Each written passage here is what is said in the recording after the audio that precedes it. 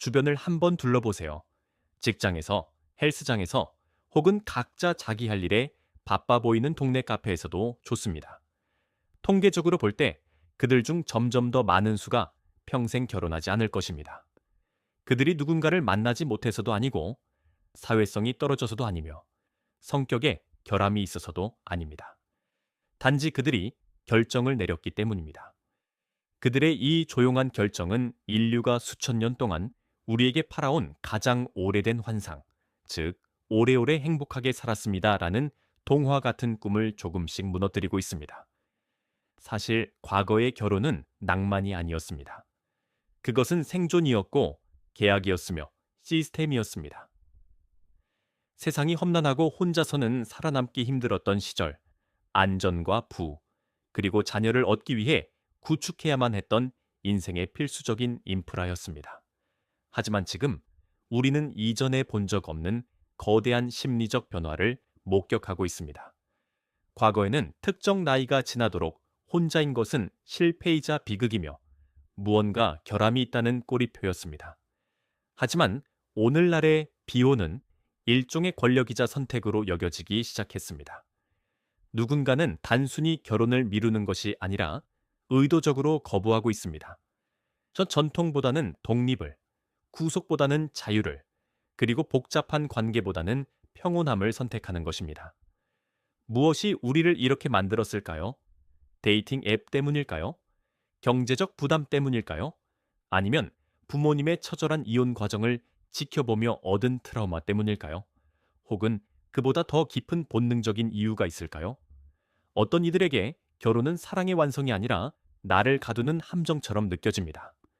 더 놀라운 사실은 비혼을 선택한 이들 중 상당수가 전혀 외롭지 않다는 점입니다. 그들은 인생에서 무언가를 놓치고 있다고 생각하지도 않습니다. 대신 그들은 현대 사회가 대답하기 힘든 질문을 던집니다. 내 인생의 주인공은 꼭 누군가여야 할까? 내가 지켜온 이 삶 자체를 굳이 축소시켜야 할 이유가 있을까? 인류 역사의 대부분 동안 결혼은 꿈이 아니라 생존을 위한 필수 도구였습니다. 음식을 구하기 힘들고 질병이 가득하며 안전이라는 개념이 희박했던 시절, 타인과 함께 삶을 구축하지 않으면 생존 자체가 불가능했기 때문입니다. 그래서 결혼은 사랑보다는 안정에 관한 문제였습니다. 결혼이 자연스러운 본능이라는 말은 어쩌면 예전에는 결혼이 반드시 필요했기 때문에 생긴 고정관념일지도 모릅니다. 하지만 현대의 우리는 역사상 처음으로 혼자서도 완벽하게 생존할 수 있는 시대를 살고 있습니다. 배우자 없이도 월세를 낼 수 있고 파트너 없이도 커리어를 쌓을 수 있습니다. 법적인 계약 없이도 친밀감을 나눌 수 있고 구속 없는 동반자 관계를 유지할 수 있습니다. 이제 생존은 더 이상 문제가 아닙니다. 문제는 삶의 의미입니다. 결혼은 이제 생존 도구에서 개인의 정체성을 나타내는 선택 사항이 되었습니다. 우리 함께 어떻게 삶을 일굴까라는 질문 대신 이 삶이 내가 지향하는 모습과 어울리는가라는 질문이 더 중요해졌습니다. 결혼이 의무가 아닌 선택이 되는 순간 사람들은 이전에는 감히 던지지 못했던 질문을 스스로에게 하기 시작했습니다. 내가 정말로 이것을 원하는가? 아니면 그렇게 교육받았기 때문에 원한다고 착각하는 것인가? 여기서 우리는 비혼을 선택하는 이들의 심리를 더 깊게 들여다봐야 합니다. 겉으로 보기에는 다 비슷해 보이는 독립적인 삶이지만 심리학적으로는 완전히 다른 두 가지 양상이 존재합니다. 첫 번째는 건강한 자율성입니다. 이들은 진심으로 혼자 있을 때 가장 빛나는 사람들입니다. 자신의 공간, 루틴, 목표를 온전히 즐기며 사랑 자체를 거부하는 것은 아닙니다. 다만 자신의 평화를 깨뜨리면서까지 가치관에 맞지 않는 관계를 맺고 싶어 하지 않을 뿐입니다. 이들에게 비호는 방어 기제가 아니라 의식적인 디자인의 결과입니다. 하지만 두 번째는 회피적 자율성입니다. 겉으로는 강해 보이지만 그 밑바닥에는 두려움이 깔려 있습니다. 단순히 바람둥이처럼 살고 싶어하는 유치한 두려움이 아닙니다. 이들의 신경계는 친밀감을 위험과 동일시합니다. 그래서 무섭다라는 말 대신 독립적이다라고 말하고 신뢰하지 못한다라는 말 대신 누구도 필요 없다라고 말합니다. 건강한 자율성이 삶을 확장시킨다면 회피적 자율성은 통제에 집중합니다. 누군가와 삶을 합치고 미래를 계획하려 할 때 평온함이 아닌 가슴이 조여오는 압박감을 느낀다면 그것은 자유가 아니라 스스로를 보호하기 위한 갑옷일 가능성이 큽니다. 우리가 이 차이를 이해하지 못한다면 그저 아름답게 포장된 생존 전략일 뿐인 고립을 진정한 독립으로 오해하며 살아가게 될 것입니다. 어떤 사람들에게는 비혼이라는 상태가 왜 그토록 달콤하게 느껴지는 걸까요? 단순히 외로움을 견디는 수준이 아니라 혼자일 때 비로소 내가 살아있음을 느끼고 더 집중력 있게 나 자신으로 존재한다고 말하는 이들이 있습니다. 그 해답은 우리 뇌 보상 시스템 안에 숨겨져 있습니다. 수세기 동안 인간은 결합 호르몬인 옥시토신을 쫓도록 설계되었습니다. 누군가와 가까이 있고 신뢰를 쌓을 때 분비되는 이 호르몬은 위험한 세상 속에서 이 사람이 안전하니 여기 머물라고 속삭이는 뇌의 신호였습니다. 과거에는 짝을 짓는 것이 곧 생존이었고 보호와 안정을 의미했기에 우리 뇌는 그 결합에 대해 보상을 주었습니다. 하지만 세상이 변했습니다. 이제 생존을 위해 파트너가 필요한 것이 아니라 경제적 능력, 스마트폰, 전문적인 기술이 필요한 시대입니다. 현대인의 뇌 보상 시스템은 조용히 변화하기 시작했습니다. 타인과 융합하며 얻는 옥시토신보다 자기 주도적인 성취를 통해 얻는 도파민에 더 민감하게 반응하게 된 것입니다. 도파민은 단순한 쾌락의 물질이 아니라 추구와 진행의 물질입니다. 새로운 경험, 개인적인 성장, 그리고 완벽한 통제권이 주어질 때 분비됩니다. 비혼의 삶이 제공하는 것들을 보십시오. 완전한 자율성, 타협 없는 일정, 누구와도 협상할 필요 없는 나만의 공간. 도파민 중심의 뇌를 가진 사람들에게 이 자유는 산소와 같습니다. 여기서 반전이 일어납니다. 뇌가 자율성을 보상으로 인식하기 시작하면 누군가와 결합하는 약속은 곧 상실로 느껴지기 시작합니다.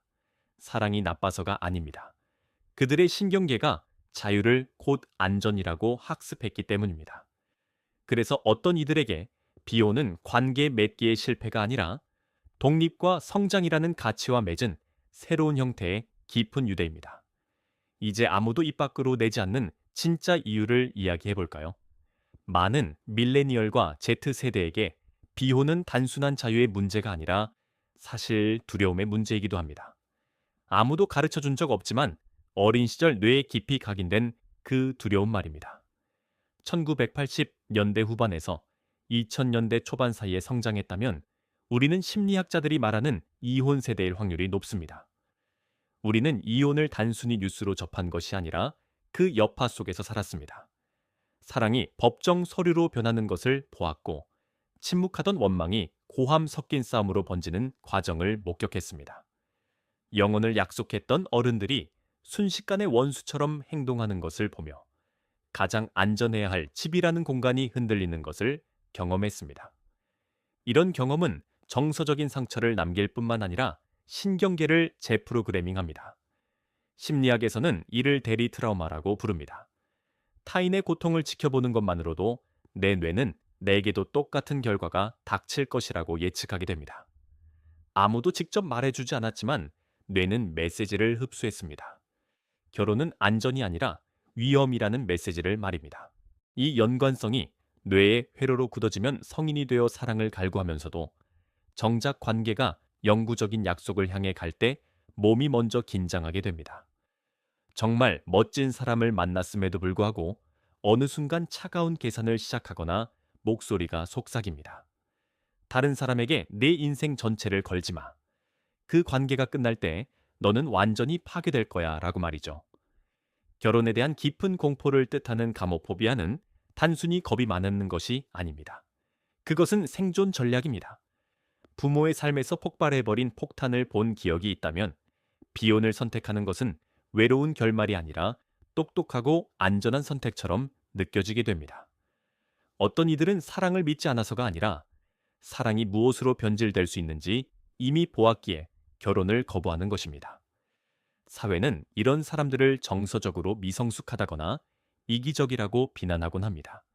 하지만 이들이 차가운 것이 아니라 사실은 너무 많은 감정적 과부하를 겪고 있는 것이라면 어떨까요?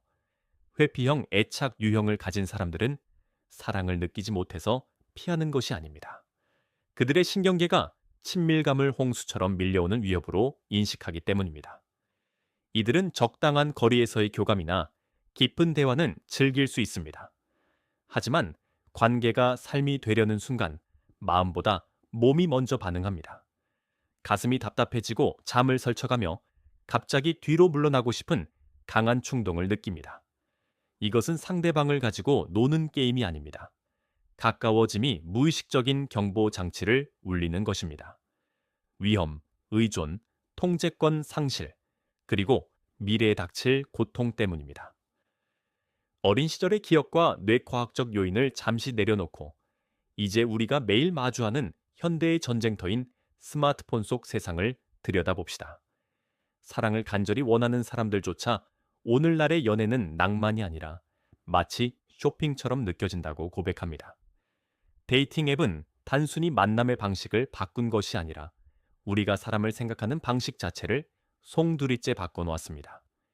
심리학자 베리 슈워츠는 이를 선택의 역설이라고 부릅니다.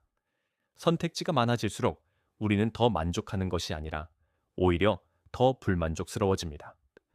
모든 선택 뒤에는 항상 나를 괴롭히는 질문이 따라붙기 때문입니다. 혹시 더 나은 사람이 있지 않았을까라는 의구심 말입니다. 과거의 사랑에는 물리적 한계가 있었습니다.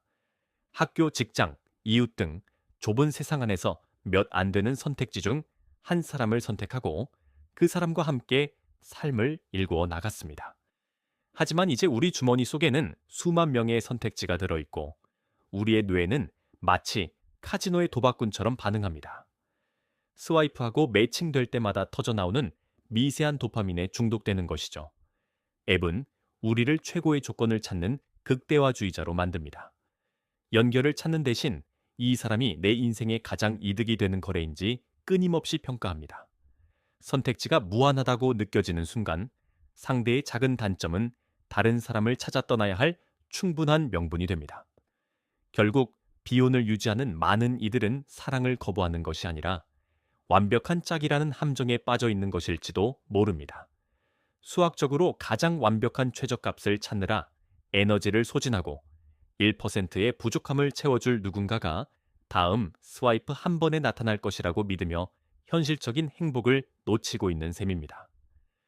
사랑이 시장이 되어버린 순간 사람은 데이터가 되고 관계를 맺는다는 것은 수만 개의 브라우저 탭을 열어둔 채 컴퓨터를 끄는 것 같은 불안함을 자아내게 되었습니다. 이러한 흐름 속에서 나타난 솔로가미, 즉 자기 자신과 결혼하는 현상은 시사하는 바가 큽니다. 타인에게 선택받아야만 온전해진다는 각본을 거부하고 나는 이미 그 자체로 완성되었다는 선언이기 때문입니다. 비혼은 이제 외로움의 상징이 아니라 나 자신의 가치를 스스로 증명하는 새로운 라이프 스타일로 자리 잡고 있습니다. 외로움과 고독은 다릅니다. 비혼을 선택한 이들은 종종 더 단단한 우정과 깊은 공동체적 유대를 유지하며 두 사람만의 세계로 좁아지는 대신 더 넓은 세상과 소통하는 길을 택합니다. 그렇다고 비혼의 장점만 있는 것은 아닙니다.